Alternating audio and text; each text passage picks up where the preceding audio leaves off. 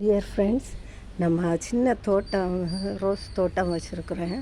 அதை வீடியோவில் போட்டிருந்தேன். அந்த ரோஸ் தோட்டத்துக்கு இன்றைக்கி அந்த ரோஜா கூட்டங்களுக்கு இன்றைக்கி மீன் அமிலம் கொடுக்க போகிறேன். இங்கே பாருங்கள், அது நல்லா பன்னீர் ரோஸ் நல்லா பூத்துருக்கு. அதுக்கு இன்றைக்கி மீன் அமிலம் நான் ரெடி பண்ணி வச்சுருக்கிறேன். ஃபெர்டிலைசர் இந்த பாருங்கள், மீன் அமிலம் கலந்து வச்சுருக்கிறேன். இந்த மீன் அமிலம் நானே வீட்டில் ரெடி பண்ணி வைப்பேன்.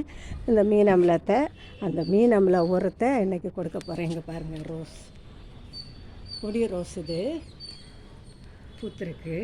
கொடி ரோஸ் பூத்துருக்கு. இந்த பன்னீர் ஆந்திரா பன்னீர் பாருங்கள், நிறைய பூ வந்திருக்கு. அதுக்கெல்லாம் இன்றைக்கி மீன் அமிலம் கொடுக்க போகிறேன். இந்த பாருங்கள், மீன் அமிலம் நான் பெரிய ஸ்ப்ரேயரெல்லாம் வச்சுருக்க மாட்டேன். நானே ஒரு ஸ்ப்ரேயர் மாதிரி ஒரு பாட்டிலில் வச்சு அதுக்கு கொடுத்துருவேன். மீன் அமிலம் இதை கொடுக்குறேன் பாருங்கள்.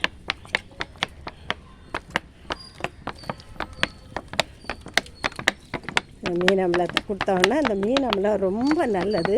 ரோஸுங்களுக்கு மீன் அமிலம் கொடுக்கறதுனால எல்லா சத்தும் கிடைக்கும். அயன் கிடைக்கும், எல்லா கால்சியம், எல்லா சத்தும் கிடைக்கும். பூச்சி மெயினாக இது பூச்சி தாக்கம் இல்லாமல் நம்ம ரோஸுகள் எல்லாம் வளரும். பூச்சி தாக்கம் இருக்காது. அதனால் நானே மீன் அமிலத்தை வீட்டில் ரெடி பண்ணி அதை தெளித்து விட்டுருவேன், மேலே ஊற்றி விட்டுருவேன். அதுக்கு மூட்லேயும் ஊற்றி விட்டுருவேன். ரொம்ப நல்ல உரம். இந்த ஃபெர்டிலைசரை நீங்களும் வீட்டில் செஞ்சு, ஒன்றும் இல்லை, இந்த ஃபெர்டிலைசர் செய்கிறது ரொம்ப ஈஸி. இதை நீங்கள் வீட்டிலையே நம்மளே செஞ்சு இந்த மீன் அமிலத்தை செடிங்களுக்கு கொடுக்கலாம். பூச்சி தாக்கம் இல்லாமல் இந்த மீன் அமிலம் கொடுத்தோன்னா பூச்சி தாக்கம் இல்லாமல் வரும். செடி நல்லா ஸ்ப்ரே பண்ணி விடுங்க. செடிகளுக்கு ஒவ்வொரு செடிகளுக்கு மேலேயும் நல்லா ஸ்ப்ரேயும் பண்ணி விடலாம். அதுகளுடைய மூட்லேயும் நல்லா ஊற்றி விட்டுறலாம்.